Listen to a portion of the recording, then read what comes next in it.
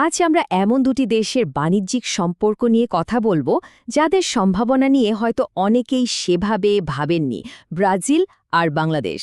দেখুন, এই দুটি বিশাল অর্থনীতির মধ্যে কিন্তু লুকিয়ে আছে $1 ট্রিলিয়ন বাণিজ্য সম্ভাবনা।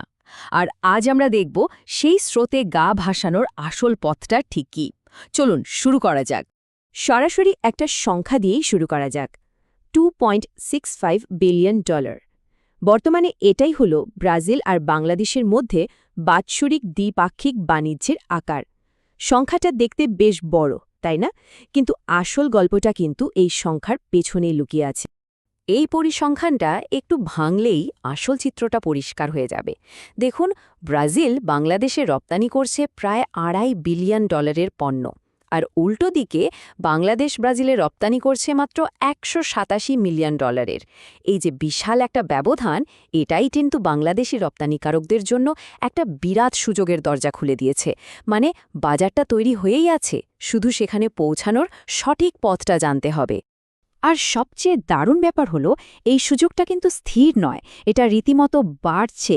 ব্রাজিলে বাংলাদেশি পণ্যের রপ্তানি বছরে 26% হারে বাড়ছে। এর মানে কি? এর মানে হলো চাহিদাটা একদম বাস্তব এবং এই মুহূর্তে বাড়ছে। ব্যবসায়ীরা চাইলে এখনই এই স্রোতে যোগ দিতে পারেন। কিন্তু এত বড় সুযোগ থাকা সত্ত্বেও একটা সত্যি কথা তো মানতেই হবে, আন্তর্জাতিক বাণিজ্যের পথটা কখনোই খুব একটা সহজ হয় না। বিশেষ করে যখন হাজার হাজার মাইল দূরের একটা নতুন বাজারে প্রবেশ করার কথা আসে, তখন অনেক বাস্তব চ্যালেঞ্জ সামনে এসে দাঁড়ায়। প্রশ্নগুলো কিন্তু খুবই স্বাভাবিক, তাই না? যে কেউই ভাববে কোথা থেকে শুরু করব। একটা সম্পূর্ণ ভিন্ন ভাষা আর সংস্কৃতির দেশে একজন বিশ্বস্ত ব্যবসায়িক পার্টনার কিভাবে খুঁজে পাব? কিংবা এই যে এত এত নিয়মকানুন, কাস্টমস, শিপিং, এসব জটিল ব্যাপার সামলাবো কিভাবে? সত্যি বলতে, এই প্রশ্নগুলোর উত্তর না পেয়েই অনেক ভালো উদ্যোগ অঙ্কুরেই নষ্ট হয়ে যায়। সাধারণত আন্তর্জাতিক বাণিজ্যে নামলে এই ধরনের বাধার মুখেই পড়তে হয়। যেমন ধরুন, নির্ভরযোগ্য ক্রেতা খুঁজে পাওয়া, ভুল তথ্যের ঝুঁকি, জটিল সব কাগজপত্র, আর সবচেয়ে বড় কথা, ওই বাজারের আসল ট্রেন্ডটা বুঝতে না পারা। এইগুলোর যে কোনো একটাই কিন্তু একটা দারুণ ব্যবসায়িক সম্ভাবনাকে পুরোপুরি নষ্ট করে দিতে পারে। আর এই চ্যালেঞ্জগুলো থেকেই একটা ভালো সমাধানের প্রয়োজন তৈরি হয়। আর ঠিক এই চ্যালেঞ্জগুলো মোকাবিলা করার জন্যই কিন্তু একটা প্রাতিষ্ঠানিক সেতু গড়ে উঠেছে। এর নাম Brazil Bangladesh chamber of commerce and industry, বা সংক্ষেপে BBCI। এটা আসলে দুই দেশের ব্যবসায়িক কমিউনিটির মধ্যে একটা নির্ভরযোগ্য সংযোগ হিসেবে কাজ করে। আচ্ছা, একটা দ্বিপাক্ষিক চেম্বার অফ কমার্স আসলে কি করে? খুব সহজ ভাষায় বলতে গেলে, এটা দুটো দেশের ব্যবসায়ীদের মধ্যে একটা আনুষ্ঠানিক এবং বিশ্বস্ত সম্পর্ক তৈরি করে দেয়। এর মূল লক্ষ্যই হল বাণিজ্য আর বিনিয়োগের পথটাকে যতটা সম্ভব মসৃণ আর ঝুঁকিমুক্ত করা। তো BBCI ঠিক কিভাবে এই সুযোগগুলো তৈরি করে? প্রথমত, এটা যাচাই করা সদস্যদের মধ্যে কানেকশন তৈরি করে বিশ্বাসের একটা ভিত্তি গড়ে তোলে। এরপর বাজারের সঠিক তথ্য শেয়ার করে, সরাসরি B2B মিটিং বা ট্রেড মিশনের আয়োজন করে এবং ব্যবসার জন্য ভালো পরিবেশ তৈরিতেও সাহায্য করে।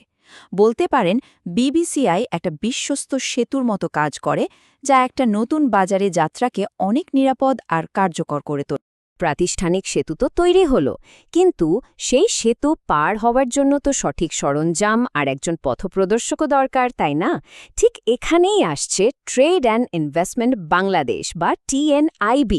এটাকে বলা যেতে পারে হাতে কলমে কাজ করার জন্য একটা কমপ্লিট টুলকিট। TNIB হলো একটা বিজনেস কনসালটেন্সি ফার্ম, যাদের মূল কাজটাই হলো বড় বড় পরিকল্পনাকে বাস্তব ব্যবসায়িক চুক্তিতে পরিণত করা।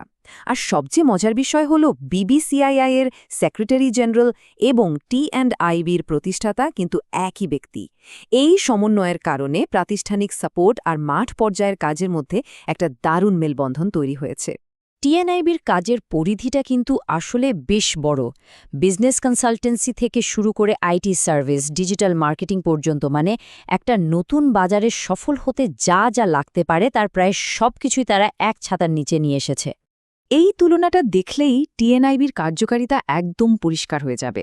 দেখুন, পুরনো পদ্ধতিতে যেখানে ছিল শুধু অনিশ্চয়তা আর ঝুঁকি, TNIB সেখানে নিয়ে এসেছে একটা কাঠামোবদ্ধ এবং ডেটা নির্ভর পদ্ধতি। এর ফলে কি হয়? সময় বাঁচে, ঝুঁকি কমে আর বাজারে ঝোকার পুরো প্রক্রিয়াটা অনেক দ্রুত আর সহজ হয়ে যায়। টিএনডাইবির কিছু প্রধান সেবা আর তার সুবিধাগুলো যদি দেখি, যেমন ধরুন বায়ার সেলার ম্যাচমেকিং সেবাটা সরাসরি যাচাই করা ক্রেতাদের সাথে যোগাযোগ করিয়ে দেয়। আবার এক্সপোর্ট কমপ্লায়েন্স গাইডেন্স নিশ্চিত করে যেন পুরো প্রক্রিয়াটা আইনসম্মত আর ঝুঁকিমুক্ত থাকে। মানে প্রতিটি সেবাই কিন্তু উদ্যোক্তাদের জন্য বাস্তব সুবিধা নিয়ে আসে। তাহলে এই পুরো ইকোসিস্টেমটা মানে বিসিসিআই এর প্রাতিষ্ঠানিক কাঠামো আর টিএনটিবির মাঠ পর্যায়ে সহায়তা, এই দুটো মিলে কিভাবে ব্যবসার জন্য একটা সুস্পষ্ট সাফল্যের পথ তৈরি করছে, চলুন শেষ পর্যায়ে এসে পুরো বিষয়টা একবার গুছিয়ে নেওয়া যাক। সংক্ষেপে বললে এই সাপোর্ট সিস্টেমের সেরা 5টি সুবিধা হল: 1. বিশ্বস্ত পার্টনারদের সাথে খুব দ্রুত সংযোগ। 2. ব্যবসার বিশ্বাসযোগ্যতা বৃদ্ধি। 3. অনুমানের বদলে ডেটার ওপর ভিত্তি করে সিদ্ধান্ত নেয়া। 4. কাগজপত্রের জটিলতায় সময় নষ্ট না হওয়া। আর 5. ট্রেড মিশনের মাধ্যমে কয়েক মাসের কাজ মাত্র কয়েক দিনে করে ফেলা। পুরো বিষয়টার সারমর্ম মো জয়নাল আবেদিনের একটা কথায় খুব সুন্দরভাবে ফুটে ওঠে। তিনি বলেছেন, এই সিস্টেমের মূল কাজটাই হল অনিশ্চয়তাকে সরিয়ে সেখানে যাচাই করার সম্পর্ক, কার্যকরী তথ্য আর একটা গোছানো যোগাযোগের প্ল্যাটফর্ম তৈরি করে দেওয়া। এটাই কিন্তু আসল কথা। তো সেতু তৈরি আছে আর দরকারি সব সরঞ্জামও প্রস্তুত। এখন সিদ্ধান্ত নেওয়ার পালা। ব্রাজিল বাংলাদেশের এই যে $1 বিলিয়ন সুযোগ, এটা হয়তো অনেকের জন্যই অপেক্ষা করছে। প্রশ্ন হল, পরবর্তী কোন বৈশ্বিক বাজার আপনার জন্য খুলতে যাচ্ছে?